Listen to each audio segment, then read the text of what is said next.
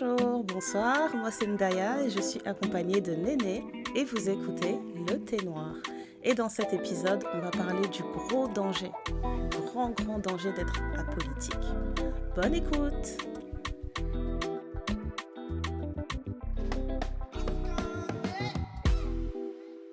Hello Néné! Hello. Hey, how you doing? Yeah! Woohoo! Exactement, tout ça. Tout pareil. Yes. Tout pareil. Tout ce que tu as dit, c'est la même chose. T'as vu, hein? Pour La un même sujet tellement joyeux, tellement paillettes, Gay. Oui, vraiment strass et showbiz, paillettes. tout ça, c'est waouh. Incroyable. Voilà. Euh, C'est quoi les news de ton côté? Écoute, moi, j'ai pas vraiment de nouvelles pour l'instant et c'est un peu le statu quo. Je suis dans de l'administratif à fond. Donc, Ouais, grosse ambiance alors. ouais, vraiment une vie d'adulte vraiment naze. Tu fais des papiers à gauche, des papiers à droite, tu fais des relances, tu fais des emails, tu t'appelles, tu refais des Wouhou! courriers, t'envoies des recommandés. Avec les mêmes formules comme d'habitude. Je Ouais, vous et puis saurai gré de... voilà. Donc, ma vie dans les papiers, c'est exactement ça. Et je me dis, en fait, c'est bien la numérisation. Parce que quand tu dois les cordialement. retrouver... Bien Ouais, cordialement. bien cordialement. Bien à vous. Veuillez agréer l'expression de Mes mes sentiments meilleures les plus expressions de distingués. trucs de waouh. L'expression de Waouh. toute ma considération. En fait, ça dépend à qui j'écris. Mais vraiment, Oui, bah oui, ça dépend. tout... Parce que vraiment, il y a beaucoup de gens, j'ai pas envie qu'ils désagrée de mes sentiments de les quoi que plus ce soit. distingués. Non, vraiment, je n'ai aucun sentiment distingué pour certaines personnes. C'est vraiment plus Ouais, du style... Comme mentionné dans mon email précédent, c'est plus ce ouais. ton-là. Ouais, Oui, non, là, c'est les papiers des vrais adultes, quoi. Donc, t'es obligé, tu vois, d'être un peu diplomate. ouais, ouais. Ouais, En tout ouais. cas, Mais j'attends bon, le et jour où tu vas toi? nous sortir un bouquin, là, à 50 ans, Néné, qui nous sort. Tu sais, les bouquins où les auteurs, ils sont sur la page de couverture avec les bras croisés. L'art de la Ah, diplomatie, selon Néné. ouais, ça serait ton rêve. Vraiment, ça serait ton rêve. Je serais trop Mais en contente pour vrai, toi. Mais ça t'irait mais bien. je pourrais pas faire ça parce que ma diplomatie, c'est d'abord d'avoir envie de tout envoyer péter, brûler et retourner les tables de tout le monde. D'abord. Mais tu Et vois, ensuite, t'as un angle spécial. T'as Je déjà sais un pas angle si... spécial, donc ce serait genre la diplomatie selon Néné, genre ta recette de la diplomatie. J'adore déjà, j'adore. Regarde. Elle va me faire rajouter des Je choses dans vois le mon book assiette. tour et tout, je vois un truc vraiment, Tu ça vois peut le quelque faire. chose, Ça peut n'est-ce trop le pas? faire. Mhm. Et toi, les news de ton côté, c'est quoi? Les news de mon côté, franchement, les averses en ce moment, c'est choquant. C'est Hmm. choquant comment on a eu un revirement là de grosse chaleur et d'un coup on a des averses incroyables ici à Londres. Franchement, Mhm. je comprends pas ce qui se passe. Donc Mhm. je suis enrhumée, bien sûr, fallait que ça arrive. Ouais. Ça n'a pas raté. J'ai passé une journée où juste le temps d'attendre le bus, j'ai pris toute l'averse et le lendemain c'était fini, j'arrêtais pas d'éternuer, etc. Donc c'est dans cet état que je me disais comment on va enregistrer, il faut que je préserve ma voix. Donc je me suis prise Ouais. pour Beyoncé aujourd'hui où j'ai fait en sorte de ne pas trop parler Oh, avant de prendre waouh. le micro et ça a Maintenant, marché. ça va mieux. Voilà.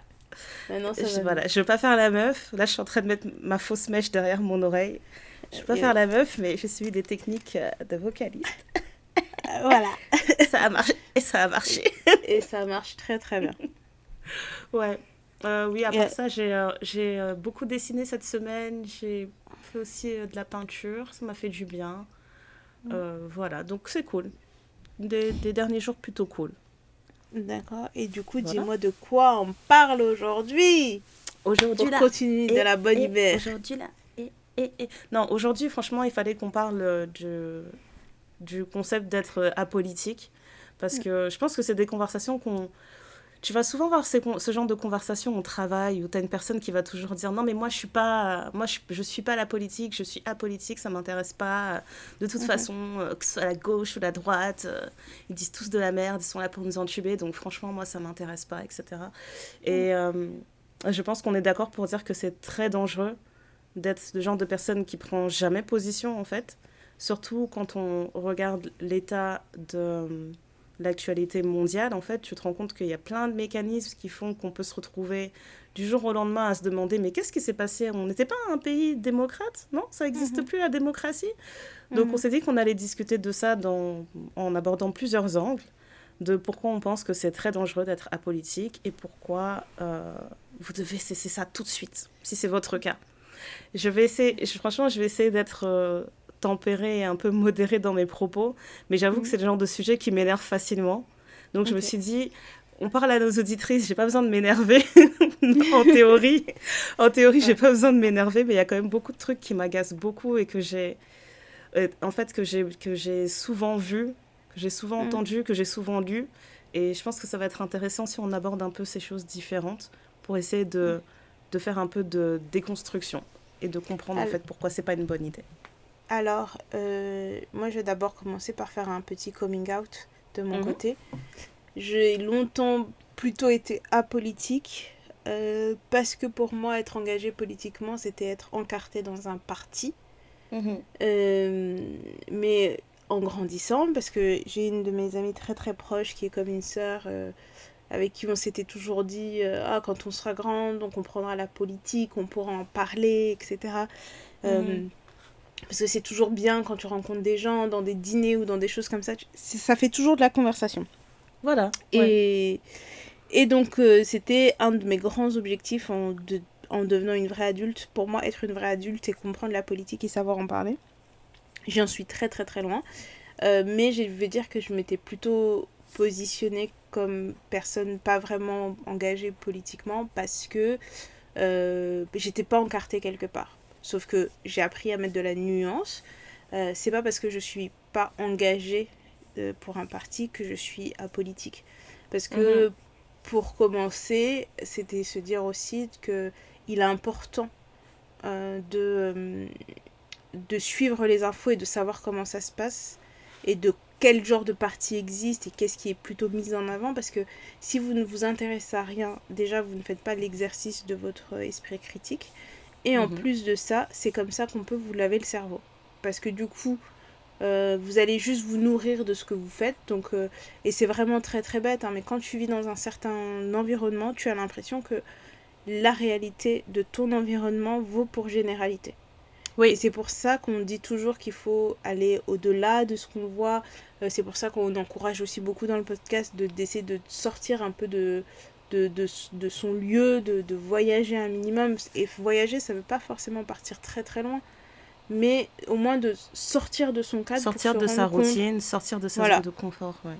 pour comprendre qu'en fait, en dehors de ce qui est ma réalité peut être vraie à 20 kilomètres de chez moi, elle peut être vraie à 200 kilomètres de chez moi, elle peut être vraie à 5000 kilomètres de chez moi, mais elle Mhm, peut aussi tout à fait être fausse à 1,5 km de chez moi. ouais. Pour un facteur qui va faire changer complètement la donne. Et c'est ça, pour moi, le premier danger d'être apolitique, c'est de se dire que si moi je suis dans un environnement qui fonctionne d'une certaine façon, que je lis le même journal, que je regarde les mêmes émissions télévisées, mon cerveau va se modeler à quelque chose, à une idéologie, mais je vais pas aller chercher ailleurs parce que tu te dis bah dans ma famille on a toujours regardé France 2 donc je regarde France 2, les infos de France 2. Mais si un jour France 2 a un ton et le lendemain le ton de France 2 change, toi ton cerveau va pas se dire ah bah non c'est pas grave parce que tu fais confiance à France 2, tu te dis bah c'est eux qui m'ont toujours communiqué les infos, ils ne m'ont jamais menti, ils ne m'ont jamais porté préjudice et, Mhm, euh, et voilà, quand je dis ça, je pense notamment à CNews, qui mhm, est devenue, en France en tout cas, la chaîne info la plus regardée, mhm, qui ça a même dépassé BFM TV. Mais mhm. moi, je me souviens que CNews, avant, c'était iTélé, et j'ai pas le souvenir que le qu'ITélé, c'était aussi dramatique. Hein. Ah bah non, pas du tout. Non. Donc, Pendant très parce longtemps, que, tout le monde regardait TF1 et était très satisfait de regarder TF1. Moi, je me voilà. rappelle que quand je faisais mes études, je faisais mon BTS communication, j'avais un prof qui nous disait, je pense que le premier cours, il nous avait demandé, genre, levez la main, ceux qui regardent TF1. Et ceux qui ont levé la main, il a dit, je vous en supplie, arrêtez de regarder cette chaîne dès maintenant. Et c'était Mm, des cours sur l'information, en fait, justement, où on apprenait à comprendre comment, comment une chaîne a une ligne éditoriale, mais comment aussi dépendamment de par qui elle est détenue, elle a un Mhm. agenda aussi à suivre et du coup, il y a certaines Mhm. informations que vous n'aurez pas. Et donc, moi, à partir du moment où on nous avait expliqué ça, tu te rends compte que oui, en effet, c'est vrai que quand je regarde TF1, il y a certaines choses qui vont être, euh, comment dire, il y a certains axes qui vont être répétés sans cesse. Il y a des Mhm. axes sur lesquels on va vraiment vouloir insister. Et quand tu vas aller sur un autre canal d'information, tu vas te rendre compte que c'est pas forcément ces informations les plus importantes, on va dire. Chacun a ses Mhm. priorités, quoi. Bon, après, Mhm. le prof en question, pour lui, c'était vraiment hors de question. Il était convaincu que TF1, ça rendait les gens complètement abrutis. Et maintenant, Mhm. je me dis, tu vois, aujourd'hui, en 2025, je sais pas s'il dirait la même chose s'il mettrait toujours TF1 en numéro un. Parce que, Mhm. comme tu l'as dit, CNews, c'est une chaîne qui est très regardée maintenant. BFM TV aussi, c'est une chaîne qui est très regardée et qui est très, très critiquée. Et, et pour ma part, hein, après tu me dis si tu si es d'accord aussi, mais des chaînes comme BFM TV et CNews, j'ai l'impression que si tu regardes ça tous les jours, il y a des thèmes en fait, tu ne peux pas les rater. J'ai Mhm. l'impression que BFM TV, CNews, s'ils font pas un jour où ils vont te parler des dangers de l'islam dans la France, tu vois, genre, ils n'arrivent plus à respirer. Ils n'arrivent plus Mhm. à respirer, ils savent plus quoi Non, non, faire. mais... À la régie, ça panique et tout. Mais de quoi on va parler si on ne peut pas parler de ça? Et je pense que Mhm. j'avais lu un truc, un papier sur Mediapart, où justement, tu avais un journaliste qui avait pris le temps pendant 30 jours d'affilée de Mhm. regarder en fait les différentes informations qui étaient diffusées. J'ai pas envie de dire de bêtises, mais je pense que c'était sur BFM TV. Et il Mhm. disait justement qu'en effet, sur 30 jours, il n'y avait pas un seul jour qui est passé sans parler de l'islam comme un problème. Tu sais comment Mhm. ils font des interviews et puis tu as aussi la banderole qui passe en dessous, etc. Donc c'était Bien sûr. soit pendant un débat, on allait parler de ça, soit dans la banderole qui passait en dessous dans les faits divers, etc. Il y avait Mhm. forcément un fait divers qui allait être inclus dans ce sujet, etc. Donc Ouais. quand tu y réfléchis comme ça, et que tu te rends compte que de base, nous, comme on nous avait éduqués, on nous avait dit, ben voilà, il faut s'informer de ce qui se passe dans le monde. Pour s'informer, il y a le journal TV, il y a Mhm. le journal papier, il y a ceci, il y a cela, fin. Mais Mhm. plus tu grandis, plus tu découvres qu'il y a différents niveaux où tu vas te dire, ok, bon, il y a ce journal, mais en fait, quand je lis ce journal, je sais que il est détenu par telle personne. Donc tout ce qui va aller à l'encontre de ses intérêts politiques, de ses intérêts professionnels, de ses intérêts commerciaux, etc., je le verrai Mhm. jamais dans ce journal. Donc il y a l'importance de d'avoir différentes sources d'informations. C'est ça que je dirais. Je n'irai pas jusqu'à dire Mhm. à quelqu'un ne regarde pas tel truc, ne regarde pas tel truc, mais juste de s'assurer d'avoir cette variété en fait dans les sources d'informations pour mieux développer son esprit critique, comme tu le disais. Ouais, mais le truc, c'est que j'ai l'impression, et dites-moi si je me trompe, hein, que avant, tu avais, même si tu avais des médias où tu avais des groupes, tu savais que TF1 était plutôt de droite, si tu lisais tel journal, tu étais plutôt de droite, si tu lis Mhm. tel journal, tu es plutôt de gauche, si tu regardes telles infos, tu es plutôt de gauche, etc. C'était un peu plus clair. Déjà maintenant, à l'état où sont les choses aujourd'hui, j'ai l'impression que la droite, la gauche, ça me paraît plus flou, alors que plus Mhm. jeune, j'avais l'impression de vraiment comprendre ce qu'était la droite, la gauche et le centre. Aujourd'hui, c'est tout mélangé pour moi. C'est tout pareil, c'est juste qu'il y en a qui vont être un peu plus humanistes que d'autres, un Ouais. peu plus social que d'autres, un peu plus capitaliste que d'autres, mais globalement, le socle, en fait, j'ai l'impression de plus voir autant de différences dans les socles des gens. Euh, et il y a aussi beaucoup de conglomérats dans l'information, c'est-à-dire que tu as un peu des lobbies qui se font où tu sais que bah, tu vas avoir telle chaîne, tel magazine, tel machin, en fait il y a tellement de groupes qui se font. Là où j'avais l'impression qu'avant tu avais plus de médias indépendants. Oui, tu Oui. savais que ce média était plutôt de gauche, mais il n'appartenait pas à un groupe, tu vois. Parce que là, ces derniers jours, on a aussi beaucoup entendu parler du fait que le média brut ait été racheté par un milliardaire qui détient aussi plein d'autres trucs et disent mais qu'est-ce que ça va donner pour pour ce médium qui, à la base, est plutôt indépendant. Mhm. Euh, Là, le nom du groupe m'échappe, mais on pourra le rajouter. Mais en fait, c'est toutes ces choses-là où j'ai l'impression que plus rien ne peut survivre seul et t'es obligé d'être rattaché à quelque chose pour Oui. fonctionner. Mais en te rattachant à quelque chose, c'est parfois aussi prendre le risque de modifier ta ligne éditoriale. Je sais pas à quel point tu peux, euh, tu peux être rattaché à quelque chose sans que ça modifie ta ligne éditoriale. Parce que même dans les grands groupes, par exemple, comparaison n'est pas raison. toute sa vie, là, toute sa vie, Giorgio Armani s'est battu pour ne pas être rattaché à un groupe. Il y a plusieurs grands groupes de mode qui ont essayé de le racheter. Il a toujours dit non. Il a dit non, c'est moi, je décide. On va faire comme ça, comme ça, comme ça.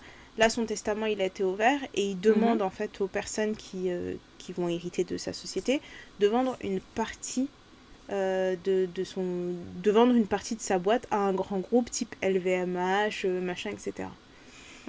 Et il demande explicitement dans le truc de entre 12 et 18 mois que ce soit fait et ensuite il y a d'autres étapes, etc. Pour avoir vu des choses de l'intérieur par le travail dans certains grands groupes, on va te dire que que ce soit dans le domaine de la mode, du luxe, etc., on va dire que chaque chose garde son identité. Sauf que tu vas dans des groupes type Richemont, Kering, LVMH, etc. Évidemment, chaque marque a son propre ADN. Mais les résultats du groupe dépendent de comment chaque marque va fonctionner. Donc, si ta marque, toi, fonctionne bien, mais que globalement le groupe, ça va pas, et bah toi, dans ta marque, ça sera un petit peu moyen, quoi. Parce qu'on va se dire, ouais, bah vous avez bien fonctionné, mais les autres, nous, on n'a pas bien fonctionné. Et comme on est une équipe, et ben on fait tous ensemble. Donc, on gagne ensemble, on perd ensemble, tu vois. Et je vais transposer ça dans les médias. Je me dis que quand vous faites des groupes comme ça, c'est qu'à un moment donné, si tu acceptes de rejoindre un groupe, c'est pas juste financier. C'est qu'en termes de valeur, vous vous retrouvez. Parce que j'imaginerais vraiment très très mal qu'un grand média humaniste qui défend les droits des hommes, de la veuve et de l'orphelin décide d'être acheté par Bolloré. Pour ne citer que lui. Bah, tu parce vois, qu'à un moment donné, c'est bizarre, quoi. C'est bizarre, mais en fait, après, je connais pas vraiment les tenants et aboutissants d'un rachat pour un média, par exemple, mais je me dis que parfois, tu peux te retrouver dans des situations où même si tu n'as pas envie d'être racheté, c'est quand même possible. Tu vois ce que je veux dire? Je me demande si c'est possible de se retrouver dans ce genre de situation où tu es quand même, je sais pas, moi, tu vas être directrice générale de ta boîte, etc. Et elle va quand même être rachetée par plus gros que toi parce qu'il y a certaines décisions qui sont hors de ton contrôle. Je me demande aussi si ça, c'est une possibilité. Parce que Après, c'est juste financier. Hein. Si tu as des investisseurs et qui te disent... Il y a des investisseurs qui vont dire, ben si, on va le faire parce que oui, nous, on regarde on a besoin d'injecter du cash flow et pour vous maintenir, il faut ça. Oui, bien sûr, ça peut arriver. C'est vrai. Maintenant, la grande question que je me pose, c'est est-ce que c'est parce que je m'y intéresse plus ces dernières années ou est-ce que ça a toujours été le cas? Mais j'ai l'impression que l'information, du moins l'information française, elle se privatise de plus en plus. Tu vois, j'avais l'impression qu'il y avait un peu plus de liberté éditoriale, peu importe ce que tu faisais. Mais là, on se retrouve dans un truc où on commence à avoir vraiment des géants, des monstres du média qui rachètent plein de groupes différents, qui vont acheter dans le même groupe de la télé, du digital, du journal, etc. Et du coup, c'est quand on se retrouve dans ce genre de gros groupes, de grosses machines, que l'information, justement, elle est plus aussi fiable. J'ai l'impression qu'elle devient de moins en moins fiable, du moins c'est mon point de vue. Parce que je me dis, aujourd'hui, si la majorité des sources d'informations qu'on a, elles sont possédées par, je sais pas moi, une poignée de milliardaires en France, je sais pas c'est quoi les activités de ces milliardaires. Peut-être qu'il y a des jours où ils se retrouvent entre eux pendant leur petite tournée de golf et ça discute de tel ami et ça dit ouais ben voilà tel ami il est en train d'envisager pas la prochaine présidentielle mais peut-être dans 2 mandats tu vois de se présenter etc. Qu'est-ce qu'on peut faire pour aider notre copain tu vois moi je crois en son projet etc. Comment je fais pour l'aider là ça devient plus du tout ce qu'on m'avait vendu que le journalisme était, où tu dois vraiment faire preuve tu dois être impartial. Et là, je me dis, à partir du moment où ça appartient à un énorme groupe médiatique comme ça, comment on fait pour laisser j'ai envie de dire, cette sorte de noblesse à l'information où les gens faisaient l'effort, en fait, justement, de rester dans ce côté impartial. On se disait, le plus important, c'est de transmettre l'information à la masse. Et après, la masse, on fait ce qu'elle veut. Et là, on est arrivé à un truc où c'est complètement différent. Maintenant, quand tu lis de l'information, il y a un but précis. On est en train de suivre on n'est pas en train de suivre une ligne éditoriale, mais on est en train de suivre un projet marketing, on est en train de suivre une campagne communication ou une campagne commerciale ou ce genre de choses, tu vois. C'est ça qui m'inquiète le plus et je me demande si c'est quelque chose qui est en train qui s'est mis en place peut-être sur la dernière décennie ou si ça a toujours été comme ça et j'étais juste bercée d'illusions en fait. Bah, ça, moi, je saurais pas te dire, mais je me dis, ma réflexion irait plutôt dans le sens que c'est un peu le couteau à double tranchant, où tu Mhm. acceptes d'être acheté par des gros groupes parce que toi, tu as besoin de survivre, mais en même temps, tu dois te plier aux règles de ce gros groupe. Mais à Mhm. l'inverse, pour le gros groupe, ils acceptent de te racheter, mais s'ils ne veulent pas perdre toute la fanbase que tu t'es créée, ils sont obligés de te laisser t'exprimer d'une certaine manière. Donc c'est un peu un Ouais. jeu d'équilibriste, quoi. Mhm. Parce que tu sais très bien ce que vaut le Grazia et quel genre de sujet aborde le Grazia. Mhm. C'est pas parce que toi tu es milliardaire et que tu vas racheter le Grazia que tu vas dire non, en fait, je veux que vous maintenant vous dédiez vos pages à la couture. Parce que Oui. moi, j'adore la couture. Mais Vraiment. moi, je suis sûre ils en sont capables. Et ça va pas être du jour au lendemain, Grazia, ça devient un magazine couture, mais petit à petit, tu vas voir que certaines rubriques vont changer. Moi, je pense qu'ils Il vont va avoir plutôt un petit racheter jeu des. de. Plutôt Non, pour racheter moi, quoi? ils achèteront plutôt des plus petites. Les trucs un peu niche parce qu'on néglige beaucoup, même sur les réseaux, tu vas te dire, il y a beaucoup de marques qui allaient chercher les très très gros influenceurs, etc. Mhm. En se disant, mais en allant chercher ces très gros influenceurs, forcément, je vais péter les scores de vente, etc. Ça va me ramener énormément de business et ils se sont rendus Mhm. compte, enfin, elles se sont rendus compte, pardon, que en fait non, les influenceurs niches, ça fonctionne beaucoup mieux puisque si toi ta passion c'est de faire je sais pas, de collectionner les papillons, Mhm. bah, dans ta fanbase, tu n'auras que des gens qui collectionnent les papillons. Alors oui, effectivement, tu pourrais aller chercher la personne qui va te faire une pub, parce que cette personne, elle a des millions et des millions d'abonnés, mais tu vas te voir que bah, les 100 000 tirages, bah, quand tu les fais, tu les écoules à chaque fois. Que ça Mhm. vaut le coup parce que tu les écoules. Plutôt que de te dire, bon bah non, je vais parier sur un énorme truc, tu vas sortir 1 million et les gens ils vont se dire, bah oui, en fait, tu parles de papillons, mais moi j'en ai rien à faire de papillons. Tu vois, c'est. Pour moi, je pense qu'il faut Moi, je vois le truc de effectivement. manière un peu plus. Après, peut-être que je suis dramatique, hein, mais je le vois de manière un peu plus insidieuse, tu vois. Comme là, tu es en train de Mm. dire, si on continue sur les papillons, même si je sais que c'est pas le sujet. Mm.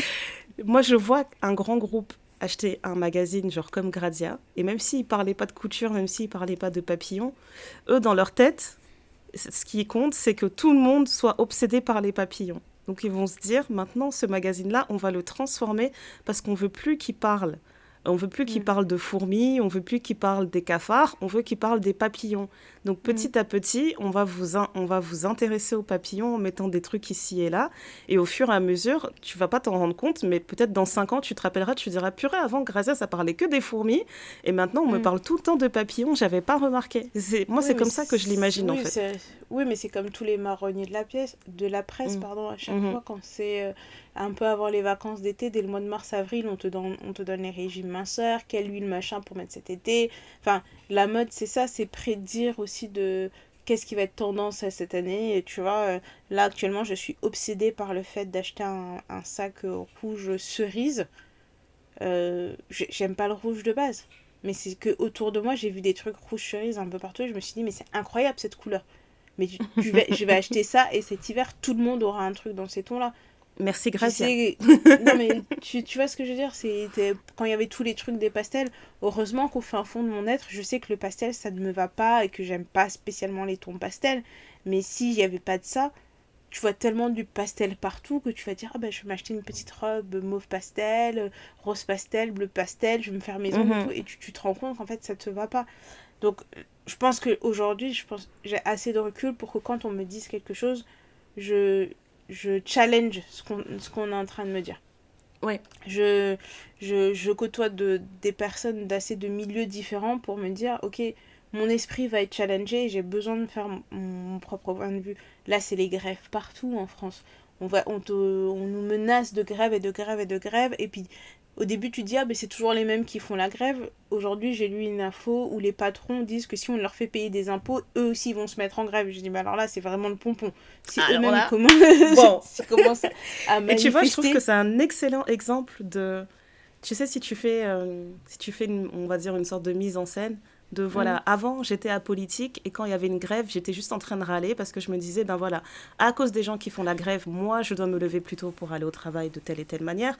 Moi, je dois trouver une solution pour faire ci et ça parce que les cheminots sont pas contents, gna gna, ils veulent encore plus de privilèges, ils veulent encore plus de ceci, alors que au final, ça t'intéresse pas. Tu vois, quelles sont leurs demandes, quel est le problème, qu'est-ce qui les pousse à aller jusqu'à la grève. Toi, tu es juste agacé parce que dans ta routine, dans ton travail, il va falloir faire des gymnastiques. Alors que pour moi, une personne qui va plus tendre vers je suis quelqu'un qui est politisé et je cherche à comprendre pourquoi ce genre de choses sont mis en place, tu vas te demander, c'est quoi leur requête du moment? Tu vas t'informer un peu par rapport à ça et tu vas te rendre compte que moi je savais pas qu'ils avaient pas tel bénéfice, c'est scandaleux qu'ils n'aient pas droit à tel avantage social, etc. Ok, ça m'énerve de devoir aller au travail, etc. Mais je suis solidaire. Je vais jamais demander à ce qu'ils arrêtent leur grève plus tôt, etc. Tu vois, c'est vraiment ça la petite différence que je vois en fait. C'est pas juste parce qu'ils avaient trop de bénéfices. Ouais, c'est ça en fait, c'est de comprendre les revendications des uns des autres et plutôt que de s'arrêter à juste on m'a dit qu'ils voulaient avoir plus de jours de congé. Merci. Oui. Plutôt que de se dire ils veulent juste plus de jours de congé, ils nous font chier parce qu'ils ont déjà la retraite à 50 ans, c'est oui, OK, mais il faut voir les conditions de travail. Ouais, il faut essayer de comprendre les conditions de travail. Oui, qu'est-ce qui s'est dégradé, etc. Tu vois, là, je regardais, parce que j'ai quand même beaucoup regardé les infos ces derniers temps. Ça a dû te faire du mal, hein. Ça va, le moral? Je pense que ça va, mais je pense que j'avais besoin de regarder les infos parce qu'il y a des choses que j'avais peut-être pas saisies. Notamment, tu vois, genre la révolte qu'il y a eu au Népal, ou la Gen Z, là, comme ils aiment bien dire. Dans tous les journaux, ils te parlent de la Gen Z qui ont mis à feu et à sang le gouvernement. En plus, ouais. Et en fait, tu vas avoir ça en grande ligne. Oui, ils ont brûlé tel truc, le palais présidentiel, machin, etc. Mais en contrepartie, moi, j'ai vu des vidéos où il y a un des ministres qui a fui, sa femme était en surpoids, il a abandonné sa femme, il a pris un jet, il est parti. Je les ai vus aussi taper. La violence n'est jamais une solution, mais quand même taper un des ministres en le mettant à l'eau, le taper en disant machin. Il y a aussi le fait que oui, après ils ont fait le bordel pendant. Ça vient de l'autrice de l'art de la diplomatie. Hein. Je sais pas si vous avez entendu. Voilà. Okay. Non, voilà. Tu vois, Ndaya, c'est ça le problème avec elle. Elle est jamais sérieuse. Mais tu vois, le lendemain, admettons, ils ont fait la révolte le mercredi, le jeudi, t'avais tous les jeunes qui étaient dans la rue en train de nettoyer. Et ils ont élu une première ministre d'intérim sur Discord en se disant on lui laisse 6 mois, on organise les élections et machin. Donc tu dis mais quand j'ai vu ça élu sur Discord, j'étais en train d'applaudir toute seule dans mon salon, j'ai dit mais c'est incroyable, c'est incroyable. Non mais tu vois, et tu te dis mais en fait ils ont fait tout ça. Mais ils ont pas juste fait... Parce qu'on aime bien dire que les jeunes, parfois, ils aiment bien foutre le bordel pour foutre le bordel, etc. Gratuitement, oui. Enfin, on a eu en France, on a eu les... C'était mai 60... 68, mai 68. C'est les étudiants qui ont commencé cette révolte-là pour les droits à l'avortement, à la contraception, les choses... En fait, pour tellement de choses où ils ont manifesté, tu dis, ça vient de la jeunesse, parce que nous, on va se plaindre, par exemple, là, pour les retraites. C'est pas les personnes qui sont à la retraite aujourd'hui qui vont se plaindre, qui vont manifester. C'est celles qui vont arriver à la retraite plus tard. Parce que dans toutes les infos que j'ai regardées, il y a quelqu'un qui disait en fait, moi, on me reproche d'avoir une bonne retraite, mais toute ma vie, on m'a dit que je devais cotiser pour avoir une bonne retraite. J'ai commencé à travailler à 14 ans. Aujourd'hui, j'ai 70 ans. Je veux pas qu'on me taxe ma retraite parce que toute ma vie, depuis que j'ai commencé à travailler, on m'a dit continuez de travailler fort, travaillez bien, vous allez avoir une bonne retraite. Il me dit, je suis désolée, je ne veux pas culpabiliser de bien vivre maintenant. Il dit, c'est juste qu'il faut adapter les choses maintenant avec la nouvelle génération. Mais moi, ma retraite, je ne l'ai pas volée. Tu vois ?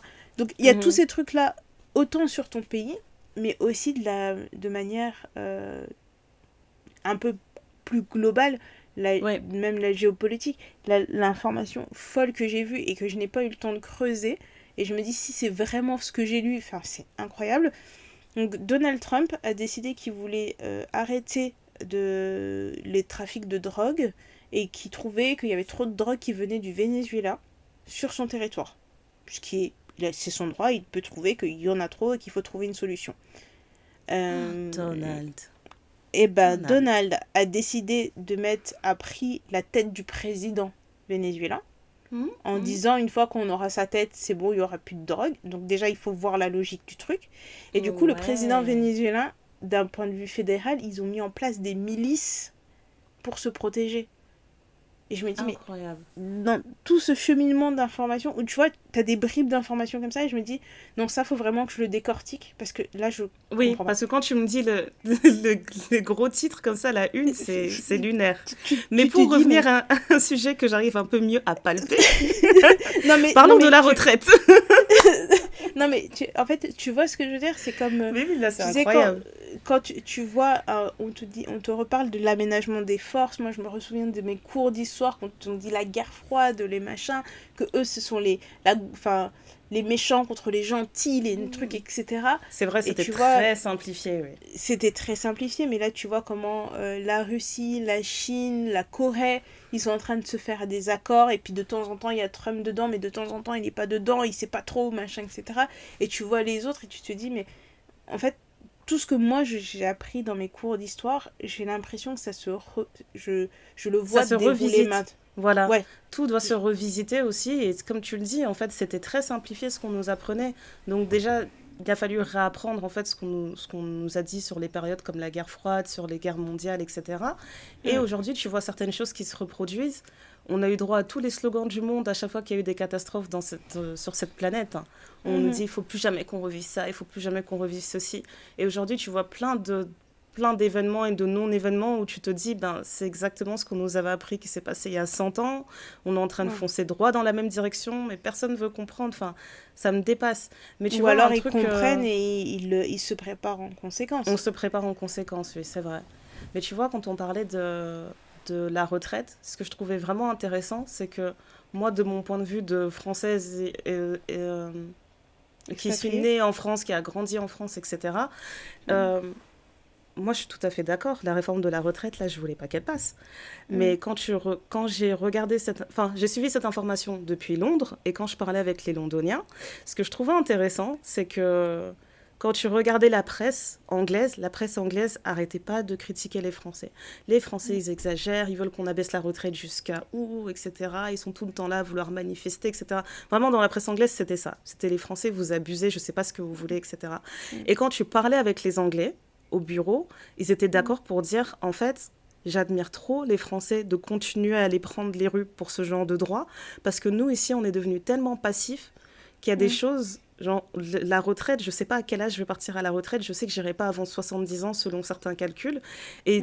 et ils étaient tous unanimes, et franchement, ça c'était le truc sur lequel j'avais jamais eu une réaction aussi unanime sur un sujet politique, où ils étaient Ouais, tous d'accord pour dire, en fait, là, ce que les Français font, je peux qu'admirer parce qu'on on n'a pas la capacité, nous, on n'arrive pas à prendre la rue pour ce genre de choses. Et c'est ouais, comme ça qu'on perd des acquis sociaux, en fait. Et ça, ouais. c'est vraiment le truc où je me dis, et tu vois, faut pas oublier ça, en fait. C'est que toutes les choses qu'on a gagnées, comme là, tu parlais de mai 68, toutes les choses qui ont été mises en place grâce à cette génération, Mm, euh, c'est pas parce qu'ils ont réussi à obtenir certaines choses à cette époque que ça veut dire qu'une fois que c'est inscrit, qu'il y a des choses qui sont inscrites dans la loi, dans la Constitution, etc., que ça va rester pour toujours. C'est pas bah, on du tout l'a ça, vu en aux fait. États-Unis avec le droit à l'avortement, hein. Voilà, avec Roe v. Wade, la manière dont Mm, on est revenu dessus, c'est tellement effrayant. C'est mm, tellement effrayant de se dire que on est là, on parle avec. Enfin, j'ai pas cette chance, tu vois, mais t'imagines, tu parles avec tes grands-parents qui sont nés, qui ont grandi en France et qui te disent, ben non, on s'est battu pour faire ça, ça, ça, ça, ça. Et là, aujourd'hui, vous êtes juste, ça vous intéresse pas, vous êtes là en train de nous dire, on est apolitique, etc. Donc, tout ce pour quoi on s'est battu, il aura fallu juste 2 générations pour tout faire sauter. C'est mm. incroyable. Quand tu y Ouais, c'est réfléchis comme ça. ça, tu te dis que tu peux pas te permettre, en fait, d'être complètement apolitique et de te dire que, en gros, c'est comme être, quand tu es trop dans le côté je suis apolitique, ça fait vraiment, tu sais, ça donne l'impression que tout ce que tu vis, c'est personnel. Tout est Mm, individuel, tout est un cas isolé, tout ce que tu vis, c'est ça. Alors que quand tu regardes les choses à une plus grande échelle, tu te rends compte qu'il y a beaucoup de choses, en fait, ben, c'est des généralités, en fait. C'est des généralités qui se mettent en place à cause de personnes qui ne veulent pas s'engager ou grâce à des personnes qui se sont engagées. Et il n'y a rien, en fait, qui est complètement isolé comme ça. C'est rare de trouver des situations qui sont complètement isolées. ben c'est ça, et même moi dans ma réflexion sur le fait d'être apolitique ou pas et de me rendre compte, de réaliser que non, C'est juste que je ne suis pas encartée dans un parti, mais j'ai des actions qui sont tout à fait politiques. C'est de me dire que, en fait, je crois en des idéaux. Et Mhm. ça, je me dis, à partir du moment où tu crois en des idéaux, t'es forcément politiquement engagé quelque part. Parce que sinon, ça veut dire que t'es juste un robot. Et on te dit de faire A, tu fais A et tu n'as besoin de rien d'autre. Parce que si tu crois, enfin je sais pas, tu peux croire dans le capitalisme et c'est ça ton idéal, c'est de faire un maximum d'argent, d'avoir une énorme maison, une énorme voiture et de jouer ton argent en bourse et des choses comme ça. Mais c'est ton idéal, c'est Mhm. toi. Y a, pour des personnes, la cause animale, c'est vraiment quelque chose qui leur tient à cœur. Et bah Mhm. ça, c'est aussi un discours politique. Le réchauffement climatique, il y a des gens, ça les touche particulièrement. Les droits des femmes, ça touche particulièrement certaines personnes. Et toutes ces choses-là que, pour moi, je ne considérais pas forcément politique, parce que pour moi, la politique, c'était vraiment beaucoup plus technique. C'était l'économie, c'était la Oui. dette, c'était tout ça. Mhm. Et c'est des choses qui, moi, me parlaient pas vraiment. Je me dis, mais non, en fait, il y a la politique, ça englobe tellement de choses. Alors, il y a des sujets sur lesquels je suis beaucoup plus à l'aise aujourd'hui que d'autres. Là, tu me parles de la dette, de machin, des trucs et tout. Je suis un peu... Mhm. c'est un peu complexe, mais je peux comprendre, tu vois.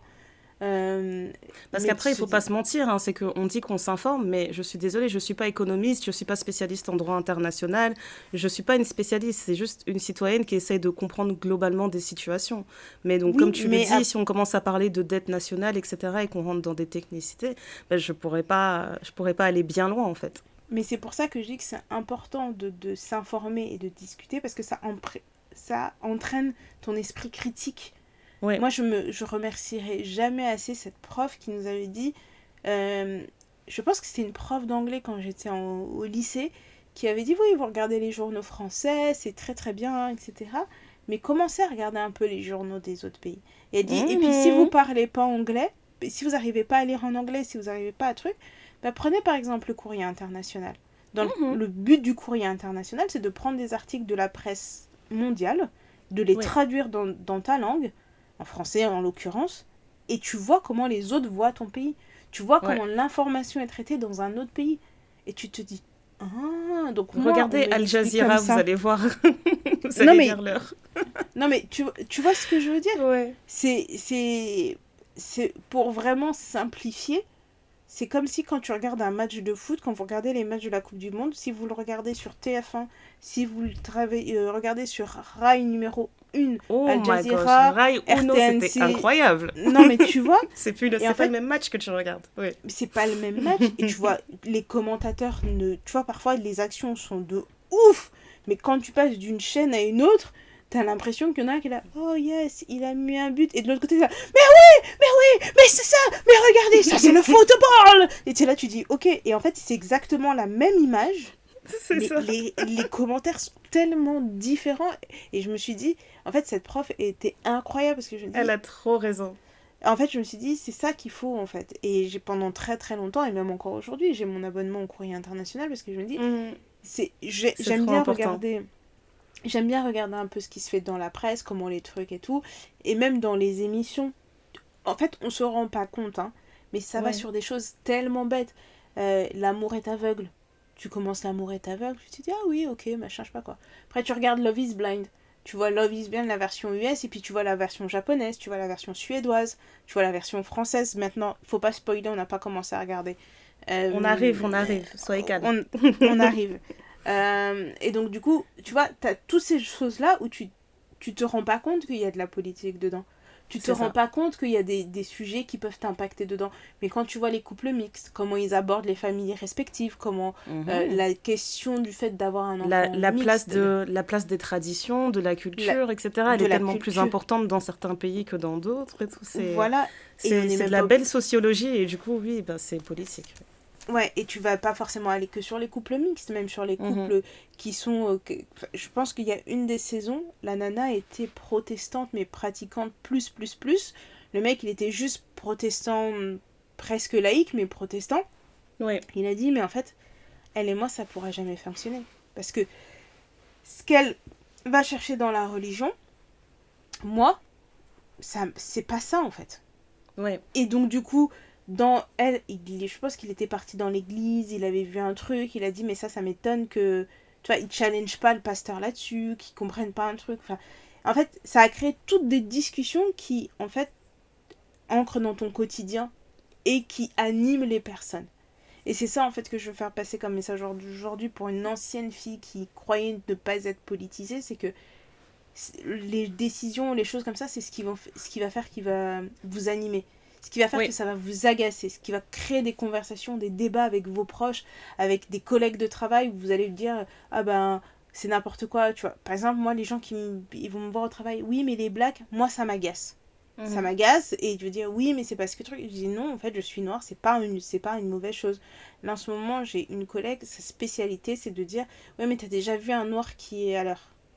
Sauf que elle-même elle est noire. Et tu te dis Oh mais purée. à quoi ça sert, tu vois, de perpréter ce genre de cliché? Alors oui, effectivement, il y a des noirs qui sont en retard, mais il y a aussi des noirs qui sont à l'heure.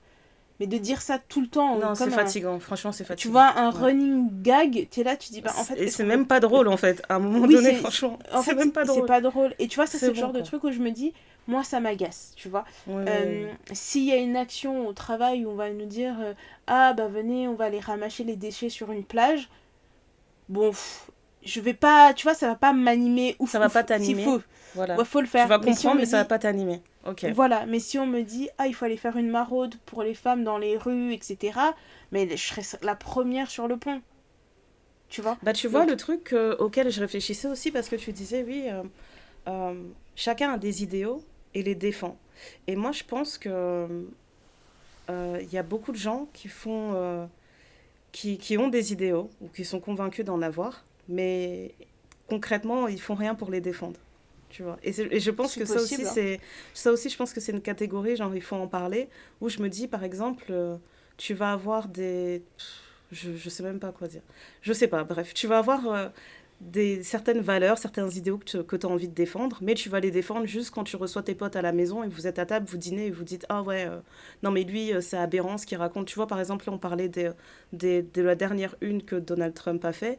Mm, On va s'asseoir à table, on va en parler, on va râler, on va dire non mais c'est n'importe quoi, et puis la montée du fascisme, non mais c'est incroyable, tout ça c'est à cause de lui, il est en train de mm. créer ceci, ceci, cela. Et au final, une fois qu'on a fini notre dîner, une fois qu'on est sorti de ce cadre-là, tes idéaux, qu'est-ce qu'ils valent, tu vois. Moi, Oui, c'est oui. ça aussi que je me dis, c'est que quand on parle d'être apolitique, ça ne veut pas forcément dire que tu t'informes pas, tu ne sais rien du tout, etc.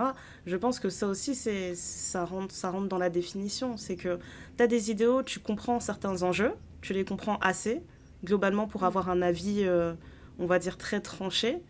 Mais concrètement, donc ton quotidien, ça se Alors, retranscrit, tu vois. pour moi, il y a plusieurs couches à ça. La première couche, c'est que, en général, tes amis sont très souvent du même bord politique que toi.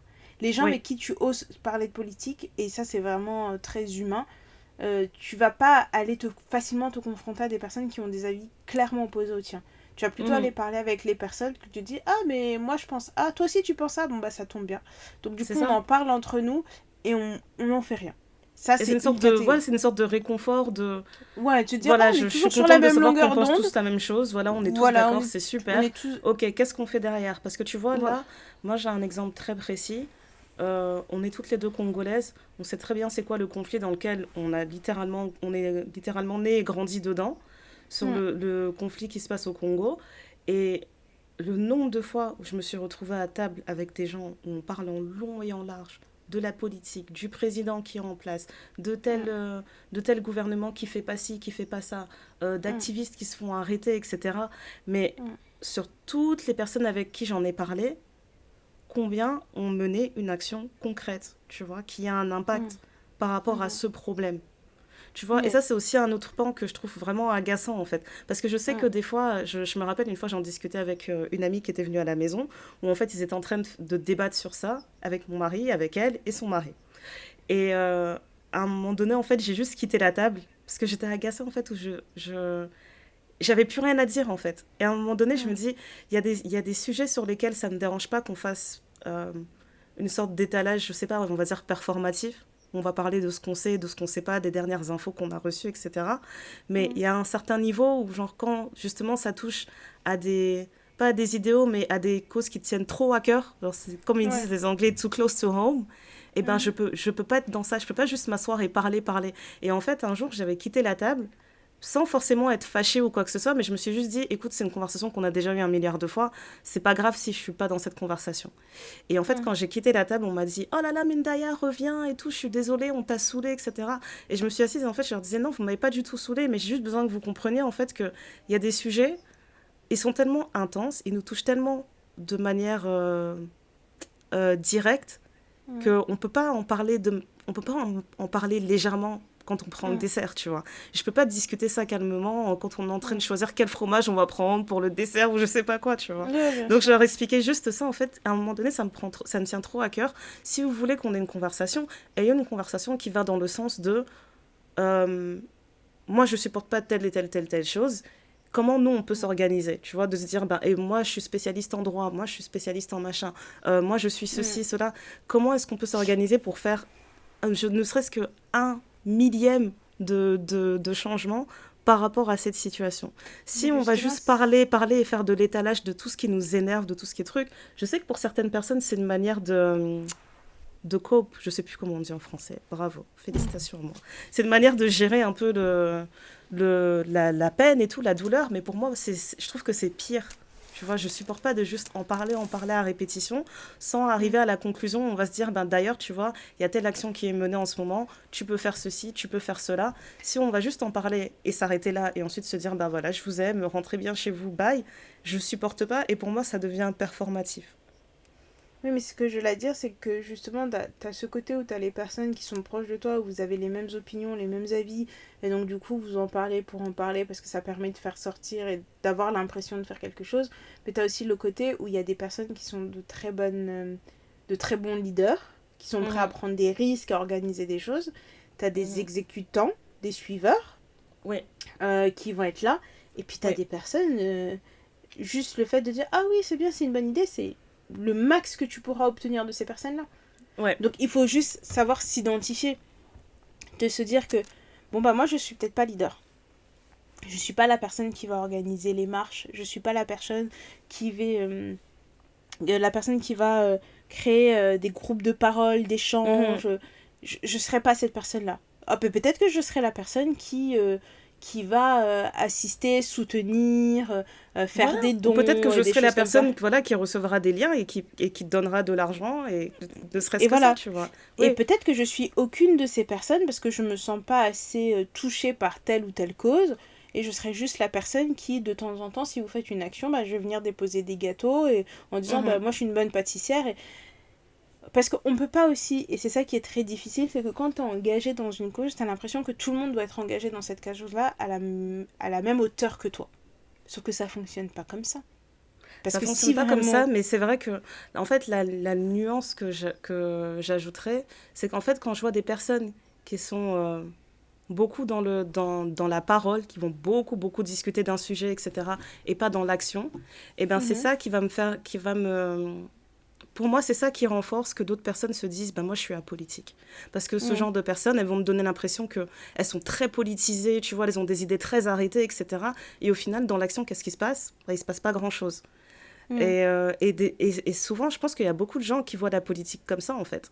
Qui pensent que c'est juste de la joute verbale où on va chacun donner nos idées, etc. On va bien défendre nos mhm, idées avec des statistiques, avec des données précises, avec des faits historiques, etc. Mais quand vient l'action, eh ben, il n'y a pas d'action. Donc ça aussi, mhm. ça peut donner envie de se dire, ben, quel est l'intérêt que je sois plus politisée dans ma vie? Parce que ça va rien changer, ça va rien changer. Donc je vois vraiment Non, ces vraiment. gens-là comme une sorte de double menace, tu vois. Ils dérangent les Ouais, gens tu as qui raison. sont apolitiques, ils dérangent les gens qui sont politisés. C'est vraiment le Mhm, truc, pour moi, c'est vraiment le truc qui me pique, tu vois, dans cet exemple ouais, précis. ouais. Mais Mais après, le tout, c'est de s'informer. Le tout, c'est de. En fait, de se connaître aussi soi et de Mhm, comprendre les enjeux. Tu vois, il y a des choses sur lesquelles tu, tu peux pas te taire. Parce que, mhm, en fait, un mort, c'est un mort. C'est très mhm. compliqué, tu vois. Et il faut aussi essayer d'avoir un peu d'ouverture. C'est pas parce que je pleure pour un mort d'un côté que j'ai envie que les autres de l'autre côté meurent. Non, Continuer à c'est mourir, plus. oui, oui. J'ai l'impression que Ça les gens ont ça beaucoup n'a du mal rien à avec ça, voir. hein. Mhm. Ça n'a rien à voir. En fait, je peux être très touchée par la cause d'un peuple, mais ça veut pas dire que Que je dans ferme toutes les yeux les sur le histoires de... reste. Oui, Voilà. dans toutes les histoires de guerre, tu dis, bah, alors lui, c'est pour moi le méchant identifié, mais en même temps, c'est pas parce que c'est un méchant identifié que je veux lui causer du mal plus que de raison, en fait. Et il faut... En fait, ce qui est très compliqué dans tout ça, pour moi, et le fait que je m'y intéresse de plus en plus depuis quelques années et que j'essaie de me cultiver sur le sujet et de mieux comprendre certaines choses, parce que parfois, c'est vraiment des petites nuances qui peuvent faire changer ton avis complètement, c'est que je trouve ça très passionnel. Je Mhm. trouve pas... Je trouve ça difficile de trouver des débats où les gens sont capables de parler juste avec des faits et se baser sur des faits et d'avancer avec des faits. Tout devient oh oui, mais t'as dit ça, ça veut dire que t'es contre ça. Ouais. Non, pas Et moi, je peux pas forcément. l'accepter parce que moi, intimement, ça me fait tellement mal que je peux pas entendre ça. Voilà. Oui, tu vois, Pour moi, ça, donc c'est pas un débat.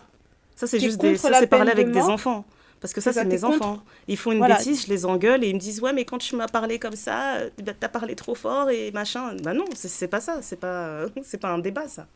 c'est ça. C'est comme si tu disais, bah, parce que t'es contre la peine de mort, tu es pour les meurtriers. Mhm. C'est des trucs que tu dis, bah Ça, c'est non, fatigant, c'est... hein. Et Tu d'ailleurs, vois, tu c'est... vois, ça, c'est le genre de truc que je déteste. Je sais plus c'est quelle chaîne YouTube qui fait ça, qui s'amuse à faire. En fait, ils sortent que des vidéos, ils opposent des gens qui ont des idéaux diamétralement opposés. Tu sais, genre les débats du Ah oui, style oui, oui. Oui, les oui. gens anti-avortement et les gens pro-life. Voilà, Mhm. deux personnes se retrouvent et débattent pendant 30 minutes. Comment je déteste ça. Je déteste ça Et parce que bah, il y a vraiment, ce... ça ne sert à rien à part vraiment, genre, rendre les gens tendus en fait. On est déjà tendus sur certains sujets et ça les rend encore plus tendus. Et jamais j'ai vu un débat comme ça se finir sur oh waouh, tu m'as tellement appris de ton point de vue. Je suis très contente qu'on se soit rencontrés. Non, c'est jamais ça. Ça va juste Non. renforcer les idées que vous avez chacun de votre côté et apporter zéro nuance. Alors, moi, je mettrai un peu de nuance dans tout ça.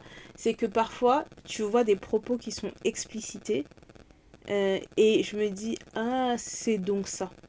Tu vois, Mhm. notamment, là, à un moment donné, il y a Amanda Seales, celle qui jouait dans Insecure et qui est comédienne et qui a été dans un talk show américain et qui a fait plein de choses. Et elle est Ouais. hyper calée sur l'histoire noire américaine, sur l'anthropologie. Enfin, elle a fait énormément d'études sur plein de sujets.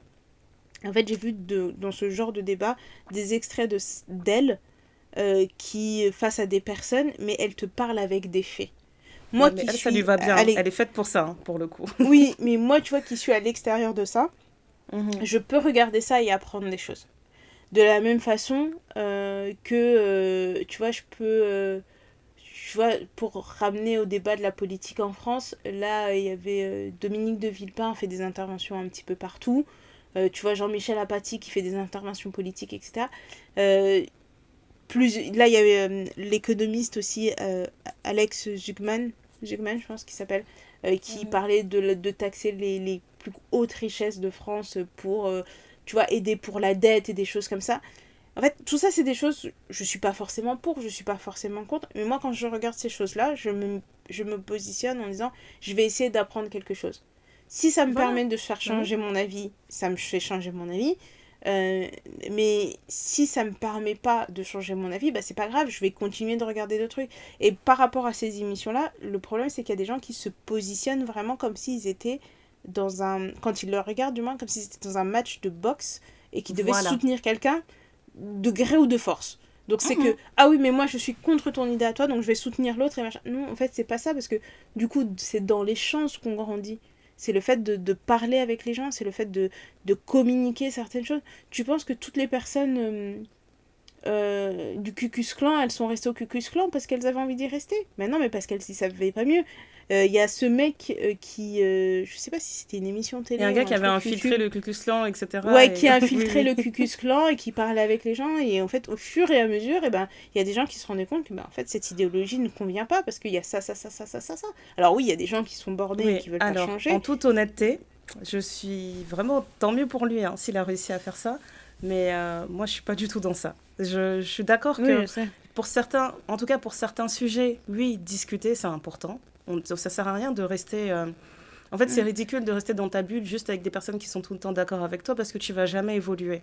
Je suis pas dans ça, tu vois, n'abusons pas. Mais il y a des sujets sur lesquels je me dis que je vais pas aller débattre avec n'importe qui, tu vois. Là, vraiment, après, je sais que c'est un exemple pour vraiment bien imager le truc. Mais tu vois, demain, moi, j'irai jamais prendre le risque d'aller parler avec quelqu'un qui est littéralement un suprémaciste blanc pour essayer de lui dire mais regarde, essaie de nous comprendre, tu veux pas voir qu'on est des humains, enfin faut pas abuser, tu vois. Je veux bien discuter sur certains sujets, etc., mais je veux pas aller jusqu'à me mettre en danger vers des personnes qui souhaitent ta mort, etc. Là pour moi il n'y a pas nécessité de débattre. C'est sur des petites nuances et tout dans certains enjeux politiques où je vais me dire qu'il y a peut-être nécessité de débattre, etc., mais bon, dans des extrêmes comme ça où on discute directement de du droit à la vie d'une personne, du droit à... Non, juste de discuter avec quelqu'un et de lui dire est-ce que tu peux considérer que je suis un être humain autant que toi? Est-ce que c'est possible? Non, je ne vais pas aller jusque-là. C'est pour ça où je te dis que chacun a son appel dans son engagement. Toi, tu n'es pas capable de faire ça. Lui, il est capable de le faire. De la même façon que moi, il y a certaines choses sur la façon dont je m'engage, tu ne serais pas prête à le faire. Et il y a des choses que toi tu fais, je me dis mais non, mais moi je pourrais jamais faire ça. Bah, tu te rappelles de la série Dear White People, la fille, la Coco qu'on aimait bien. Oui. Et ben je me rappelle qu'il y avait un épisode où en fait on nous montrait Coco, si je me rappelle bien, elle avait... Dans la dernière saison, chacun fait un épisode. Je sais plus si elle avait été adoptée ou un truc comme ça, mais je pense qu'elle avait grandi dans un environnement majoritairement blanc. Et du coup, elle avait ce truc où on l'a présentée comme la fille noire qui sait comment parler.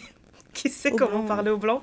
Et il y avait tout un épisode où tu voyais plein de blancs, en fait, parce que c'était super théâtral, hein, cette série, où tu voyais vraiment des blancs qui venaient la voir et qui disaient des questions ridicules du style mais pourquoi quand j'essaie de toucher les cheveux d'une fille noire, elle le prend mal?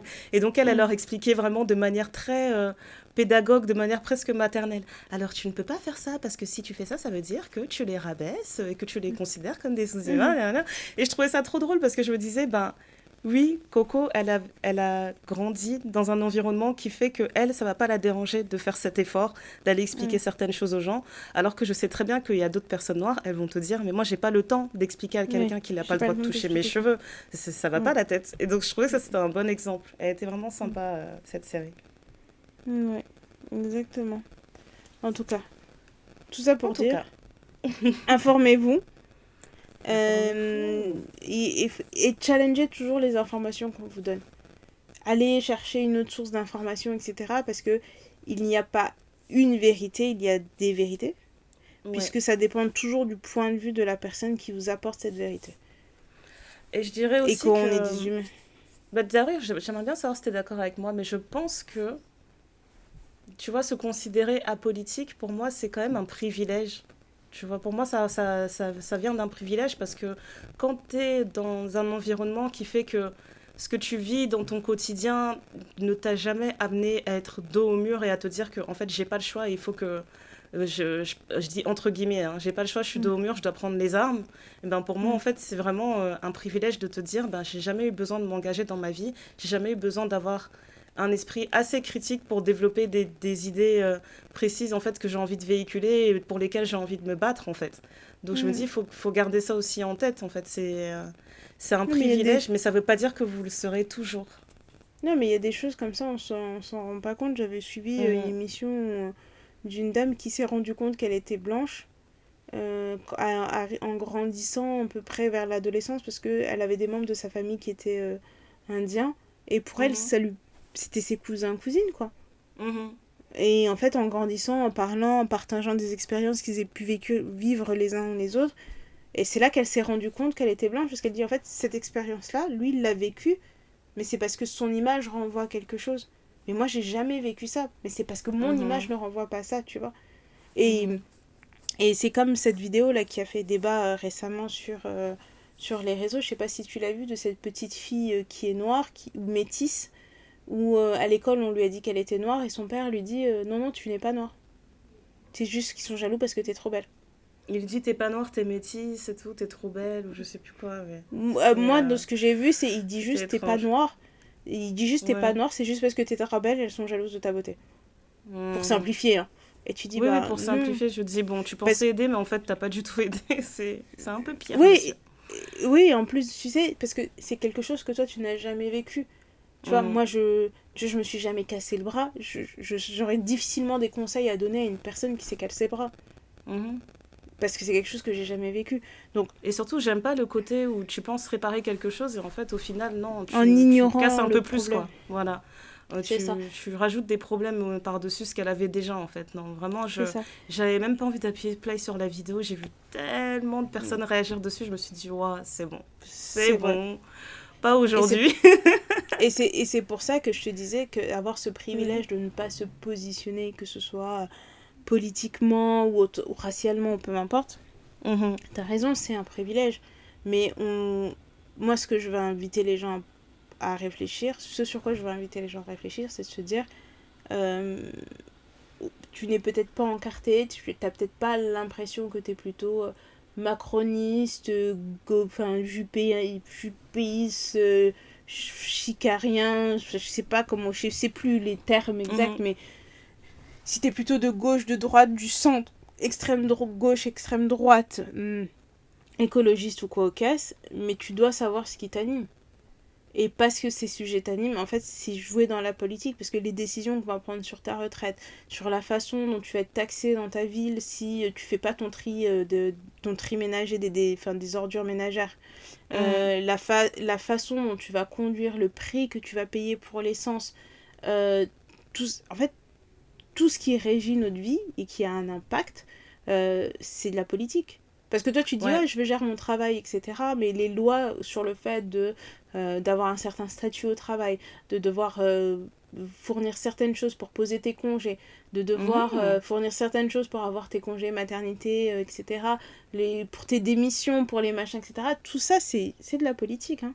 Et puis même, t'imagines le nombre de personnes dans le cadre pro qui ont dû se faire licencier, qui ont dû subir des choses qui étaient illégales, tu vois, Mm. et elles le savent même pas. Elles ne le savent même Ouais. pas. Genre, j'imagine tout le temps Mm. ce genre de choses parce que je me rappelle qu'une fois j'avais une conversation sur une personne qui avait été euh, Mm.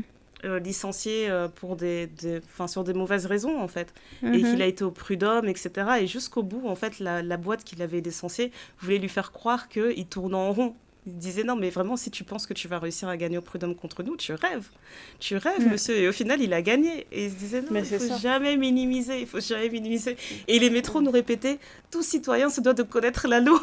Il Mais, n'arrêtait pas mais, de leur en, dire ça. Et mais c'est en fait, vrai, c'est notre devoir. c'est de la même façon. On a des droits et on a des devoirs. Mhm. Et c'est Et pour ça que c'est. je dis, voilà, c'est pour moi, c'est être privilégié d'être apolitique. Tu vois, quand on a Mm, parlé des dernières législatives, même si on s'est quand même bien fait entuber, on parlait de mobiliser les gens, etc., pour combattre l'abstention. Vraiment, se mm. permettre d'être dans un pays où déjà tu as la possibilité de voter, que ta voix elle soit entendue, et tu te dis, non, tu sais quoi, je vais rester chez J'en moi, je veux vais pas. laisser les gens se débrouiller. T'inquiète. C'est un Démerdez-vous, privilège de démerdez-vous. dingue. C'est un Mm. privilège de dingue. Et le jour où tu vas sortir dans ta rue, tu vas te dire, oh, mais je savais pas qu'on était un état totalitaire. Mais qu'est-ce qui se Mm. passe? Je savais pas. Non, franchement, J'ai c'est. loupé une information. Voilà, Bon, genre, un jour, tu sors de chez toi, tu dis, oh, ok. D'ailleurs, that parenthèse, changed. quand je suis venue, le peu de temps que j'ai passé en France, là, pendant mes vacances, je me suis rendu compte, mais en fait, le pays est très militarisé. Il a vraiment fallu que je passe autant de temps pour me rendre compte qu'il y a tellement d'endroits où il y a des présences militaires et c'est devenu normal pour nous en France. C'est Oui, mais ça, incroyable. c'est depuis les vigies pirates. Oui, oui. Vraiment, Mais les ça m'étonne Vigipirates, si enfin, c'est je ne dans croise beaucoup de pas les pays, mais je militaires le une vois fois. pas autant en Angleterre. À chaque fois, j'oublie. Et quand je reviens en France, je me dis, waouh, on voit tellement de Ouais. soldats. Genre, mes enfants, ils me disaient, ils ont croisé un soldat, je pense, à la gare Lille-Flandre. Et ils m'ont dit, Mom, look, he has a rifle. Genre, ils ont vu un gars avec une mitraillette. Ils étaient Ouais. choqués. Et je leur ai Ouais, dit, ouais. bah ouais, c'est la France. Non, c'est ça. C'est Mais la après, France. il y a eu beaucoup d'attentats, il y a beaucoup d'attaques, il y a Mhm. beaucoup de trucs.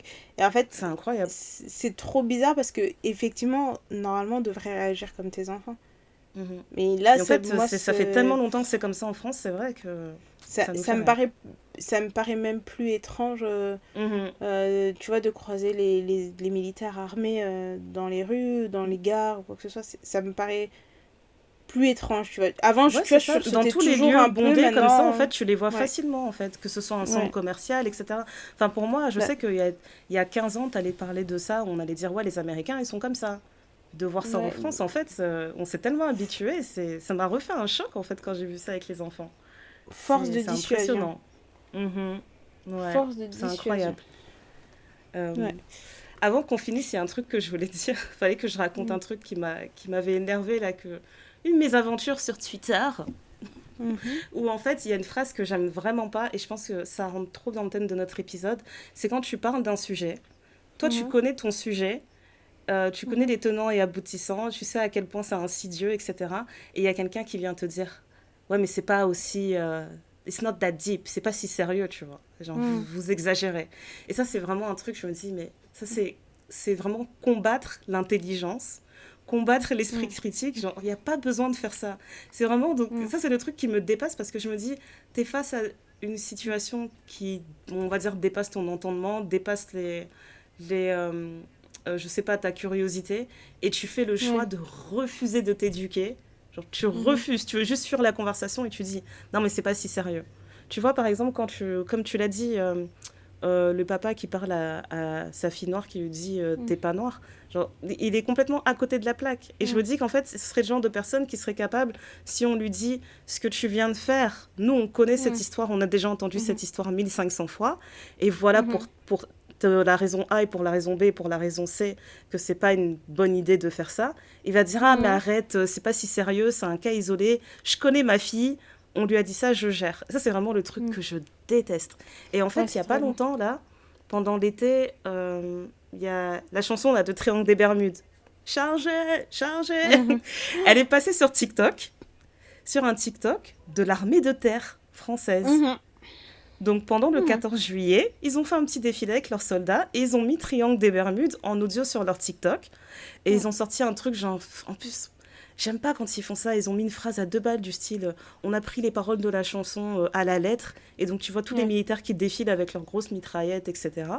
Et le Mhm. son chargé. Et en gros, moi j'ai repartagé ça sur Twitter.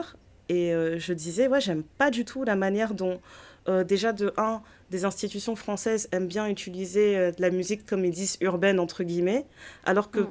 363 jours sur 365, quand tu vas entendre parler de ce genre de musique, de ce genre d'artiste, etc., c'est toujours pour dénigrer, c'est toujours pour dire oh, c'est pas profond, c'est pas de la Ouais. musique intelligente, c'est ceci, c'est cela. Mais quand c'est pour Mhm. attirer les jeunes, là, tout de suite, on a envie d'employer les mêmes codes. Tu vois, des Mhm. personnes qu'on diabolise tout le reste de l'année. Et de Mhm. deux, je disais qu'il y a un truc que je déteste, c'est quand justement des institutions comme celle-là sont présentes sur les réseaux sociaux, et notamment sur des réseaux sociaux qui s'adressent à beaucoup de mineurs. TikTok, c'est utilisé par Mhm. des gens de 13 ans, 14 ans. Et genre, Ouais. essayer de rendre l'armée de terre cool pour quelqu'un de 13 ans, 14 ans, pour moi, ça passe pas. Je suis pas d'accord. Et donc, Ouais. j'étais en train de dire tout ça, et il y a une fille qui a dit oh là là, vous faites toujours chier à tout le temps vouloir tout analyser, là, c'est bon. J'étais Ouais. tellement énervée, Néné. Il dit, mais... Et je lui ai littéralement répondu t'as raison, it's not that deep. C'est moi. C'est moi Non, le mais... problème. T'as raison. Et quand il pense, J'ai franchement, jamais pu. surtout le truc de l'armée, moi, c'est vraiment un truc, j'ai du mal avec ça. Alors que j'essaie de faire preuve de nuance, hein, parce que je sais que dans notre entourage, il y a des personnes qui ont fait l'armée, etc. J'essaie de faire preuve de nuance, mais vraiment sur ce sujet-là, je suis très, très pointilleuse. Parce que à partir du moment où j'ai appris que le jeu vidéo Call of Duty, c'est un jeu qui a été mandaté par l'armée américaine pour justement Ah bon? enrôler des gens pour rendre l'armée cool, ouais. Quand tu sais Ah, je savais que pas. un jeu comme ça, Call of Duty, juste le nom, l'appel du devoir. Non mais Oui, mais franchement, c'est très américain, en fait. C'est oui, c'est vraiment le très truc de... américain, mais t'imagines que ils sont arrivés jusqu'à un niveau où ils se sont dit, les gars, on va créer un jeu vidéo où les gens vont avoir l'impression d'être des soldats et on va leur vendre l'armée comme ça. Donc quand il y a des gens qui me disent, ouais, it's not that deep, c'est pas si sérieux, etc., ça m'énerve parce qu'ils veulent pas se rendre compte que justement, il y a des gens pour qui ces enjeux-là C'est sont ça. si sérieux qu'ils Mm. s'assoient pour réfléchir à comment on va parler aux mineurs, comment on va parler aux ados pour avoir de la chair fraîche. Sinon, il y a des gens qui ont été capables de se poser dans une réunion et de se dire putain, on va développer un jeu vidéo, ça va trop bien marcher. Qu'est-ce qui vous dit pas que il y a des gens dans les bureaux de l'armée de terre, ils se sont dit on va aller sur TikTok, on va commencer à parler à des gens dès 13 ans maintenant, et pour la prochaine guerre qui se prépare, parce que vous pouvez me dire ce que vous voulez, je sais que la France elle prépare un truc là, je sais pas ce que c'est, mais je sais que la France elle prépare un truc, et ils se disent dans 3 4 ans là, ils seront tout prêts, bien, tu vois, bien formatés, etc. Ils vont nous rejoindre sans problème quand on va leur dire qu'on a besoin d'eux. Mais il y a une connasse qui est venue me dire ah ouais, vous voulez toujours trop analyser, non mais allez, ça m'a Non, tellement mais... énervé, Néné. Ça m'a tellement Non, mais énervé. c'est... Mais on l'a vu sur plein de choses, tu sais... sans même aller jusque l'armée, tous les phénomènes un peu qui peuvent avoir à la mode ou des trucs comme ça, on l'a vu aussi sur, là par exemple les Laboubou, enfin c'est des trucs où les enfants ils le voient partout, les Stanley Cup, le truc qui devait être, t'en as une, tu la gardes pour ta vie, ça devient un événement, et même au niveau de la santé mentale des jeunes. Ouais. L'impact que peuvent avoir les réseaux sociaux sur la santé mentale des jeunes, etc.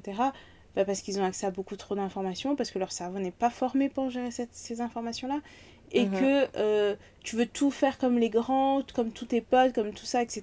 Et ben forcément, ça a un vrai impact derrière. Ouais, et surtout Donc que c'est vraiment je un trouve truc, que le gros problème, c'est le m'étonne. divertissement qui a pris le dessus surtout. Tu vois, je Ouais, mais dis tout pas n'est qu'il pas faut du complètement divertissement. arrêter, voilà. Et en fait, moi, je me rends compte que maintenant, le divertissement a pris le dessus surtout. C'est devenu 70% de notre temps, alors que normalement, le divertissement, c'est censé être la petite portion dans ta journée où tu te détends après avoir participé à la vie de la société, tu vois. Que tu Mm. sois écolier, que tu sois un employé, que tu sois auto-entrepreneur, je sais pas, que tu sois bénévole, genre, tu participes à la vie de la société, tu participes à ta vie de famille, tu fais tes petites activités, etc. Et après, quand tu te détends, ben, Mm. tu passes dans le divertissement. Donc j'ai envie de dire Mm. maximum, gros maximum 30% de ton temps. Et là, on est Mm. arrivé à un truc où c'est divertissement d'abord. Et quand tu dis Et aux gens, mais ensuite le venez, reste. maintenant qu'on s'est amusé, venez, on discute un peu de ça. Vous vous rendez pas compte que ça, c'est un peu problématique? Et là, les gens vont dire, wow, mais non, on s'amusait bien de 8h à C'était 18h. rose. Maintenant, tu veux que de 18h à minuit, on réfléchisse. Mais non, moi, T'es je peux relou. pas. C'est... T'es rêve relou. T'es pas drôle. Et c'est pour ça que les gens ils veulent être apolitiques, parce qu'ils savent qu'après, quand tu deviens trop politisé, tu deviens la chiante du groupe. T'es pas obligé d'être trop T'as pas politisé, envie mais d'être juste... chiante. Ouais. Non, mais pour conclure, je pense que tu peux être politisé juste ce qu'il faut. Parce qu'à un Juste ce qu'il moment faut, c'est donné, vrai. toutes ces décisions, elles viennent pas de trop loin, elles vont impacter ton quotidien.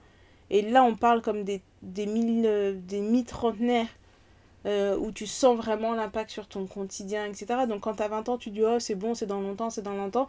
Mais le c'est dans longtemps, là tu fermes un œil, tu l'ouvres, boum, ça y est, t'es dedans. Boum. Mhm. C'est vraiment ça. Donc mieux vaut s'y intéresser maintenant et comprendre un peu les tenants et les aboutissants, plutôt que de s'y intéresser que c'est trop tard et tu te dis ah mince, c'est ça que ça voulait dire quand on m'a demandé de faire ça. Ouais, c'est ça. C'est exactement ça. It's not En that tout deep. It's not that deep. Écoutez, on se retrouve sur les réseaux pour échanger sur cet épisode. Donnez-nous vos avis. Est-ce que vous pensez qu'on est des vieilles mégères et on est un peu... on fait partie de la secte du complot et on commence Yeah. à passer de l'autre côté de la force et là il faudra nous alerter. Est-ce que vous J'ai pensez trop qu'on a hâte qu'on fasse raison? l'épisode conspiration, Dédé. Franchement, est-ce qu'on est de l'autre... Est-ce que ce qu'on dit c'est des bêtises? Est-ce que vous avez des exemples à nous apporter? Échangeons, enrichissons nos cerveaux tous ensemble et réfléchissons ensemble en comprenant et en respectant que nous n'avons pas tous les mêmes avis et toujours dans la bienveillance et en bonne intelligence, s'il vous plaît. Amen. Parce que l'idée c'est de comprendre et de grandir et de mûrir et c'est pas de s'insulter gratuitement. Je pense qu'on a fait le tour. Amen crois. à tout ça.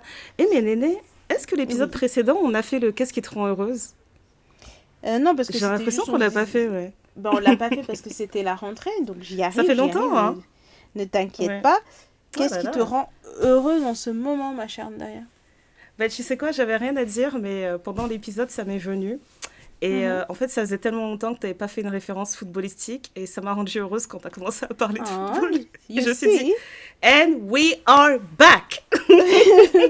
Est-ce que je vais arrêter? Ce sera mon challenge ici la fin de la Non, pause ne hivernale. change rien. Soyez la Ce sera meilleure. Ne change rien, Néné. C'est ça qui m'a rendue heureuse. Très Et toi, bien. qu'est-ce qui t'a rendue heureuse récemment, là? Qu'est-ce qui te rend heureuse? Ce qui m'a rendue heureuse récemment, donc il y a 2-3 saisons de Love is Blind en même temps. Il y a Love is Blind France, comme j'ai dit tout à l'heure, on n'a pas commencé, faut pas venir me spoiler parce que j'ai vu un mini extrait de 5 secondes, je sais que ça va me faire parler. Donc je me suis dit, oh, attends, Ouais. ça sert à rien. Continue. Moi, j'ai pas, déjà vu on des va voir spoils sur après. Twitter. En plus, on nous tag. Des noirs, venez voir Voilà. ce qui se passe ici. J'ai dit, mais attendez, attendez. Voilà. Donc ça, c'est une mission d'un autre jour. Oui. Mais il y a la nouvelle version américaine qui va sortir. Ok. Début octobre. Et là, en fait, je sais pas pourquoi ça me rend heureuse, mais la version brésilienne qu'ils ont sortie, c'est seulement des personnes genre 50 ans et plus qui retrouvent l'amour. Et je Oh, me mais dis, ça va tu être sais trop quoi? bien, Néné.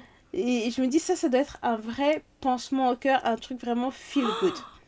Et Non, watch j'espère. party, là. What? Il faut que Et, quelqu'un organise une watch party, pardon, c'est magnifique, là. et ça a déjà commencé. Et en fait, j'espère vraiment qu'ils vont nous montrer des vieux monsieur et des vieilles dames très sympas. Qu'il n'y aura pas de gens étranges, que ce soit les femmes ou les hommes, ou tu vois, les Ouais, en nanas qui plus, au veulent faire un peu les Brésil. malines au Et on va Brésil. entendre des histoires, Néné. Non, tu sais quoi? Ça, C'est c'est ça. vraiment le truc. J'ai pas envie d'être. Tu sais, j'ai pas envie de regarder un épisode et attendre. Je sais pas combien de jours. Je vais attendre que tout Ouais. sorte parce que sinon, je vais commencer à jeter des babouches sur la télé.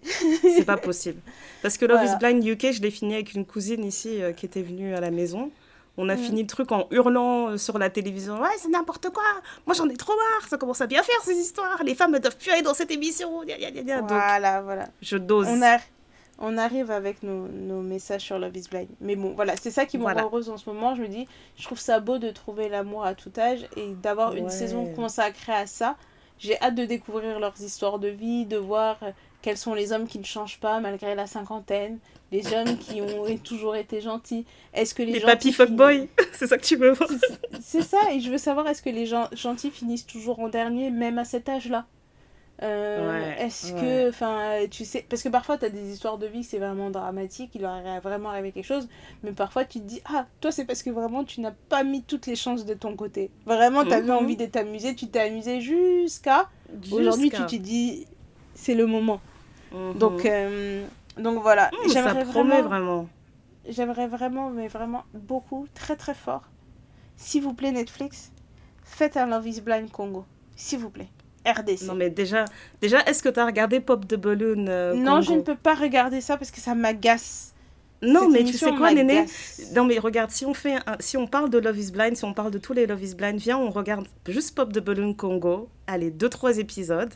Comme ça, on Ouais. pourra parler de ça aussi. Tant qu'à faire un épisode dating, tout Non, ça, là. moi, je veux qu'on mette Love is Blind Congo. Néné, s'il Parce te qu'il y a plaît. des... Non, S'il mon te cœur plaît. restait fermé. Mon cœur restait fermé. Parce que je pense que Love is Blind Congo, ça pourrait bien donner. Love is Blind Côte d'Ivoire aussi, ça pourrait vraiment Ça va pas la tête. donner. Si, ça serait drôle. Tu sais pourquoi je dis ça? Les expressions. Personne va Les se gens, comment marier ils vont se là-bas. parler. Ah, Ouais, j'avoue. laisse! Personne va se marier. Moi, les expressions. Tu vois, les- quand les couples ils se retrouvent, ils commencent à faire des soirées et tous les couples se mélangent. C'est la version Ah Côte non, tu d'Ivoire. débordes. Tu débordes. Désordre, désordre. Tout le Non, monde va moi, commencer. Tu vois, dans le confessionnal, ils vont commencer à dire mais l'autre là, c'est un pain, hein, j'avais pas vu. Bon, je commence à douter. Je commence écoute, à revenir sur ma c'est décision. pas le sujet de l'épisode du jour. Sachez ce Well. Netflix, s'il vous plaît. Écoutez-nous, faites deux Love is Blind en Afrique. 2 ou 3. Même en Afrique du Sud, Congo, Côte d'Ivoire. Histoire qu'on voit un peu comment ça se passe, tu vois. Non, mais Congo, S'il vous j'imagine plaît. dans les pods, ils vont tous chanter. Les gars, ils vont draguer les filles en chantant. Tu vois? Ils vont tous chanter Fali. Ma chérie, tu sais, aujourd'hui, je me suis levée, j'ai pensé à telle parole. Et Ah, il y aura Tu que des escrocs. Les ah, escrocs de la rumba. Laisse-moi appeler les Netflix, je vais faire quelque chose. Merci à toutes de nous avoir écoutés dans nos pérégrinations. Pérégrinations. Le français, c'est compliqué comme langue. Ah bah, c'est pas Mais à moi qu'il faut demander, hein, j'ai tout perdu. Merci à tous de nous avoir suivis dans les chemins tortueux de notre pensée sur la politique, Love is Blind, et ce qui nous rend heureuse en ce moment. On se donne rendez-vous dans 2 semaines pour un nouvel épisode. En attendant, on se retrouve sur tous nos réseaux sociaux, Not Gonna Lie, X, qu'on appelle normalement Twitter, je sais pas pourquoi j'ai dit X, j'ai bégayé, Instagram, dans nos emails, pour parler, échanger sur ce sujet, toujours avec bienveillance et bonne intelligence. Et voilà, cœur sur vous et à très très bientôt. Bye yo. Allez, bye yo.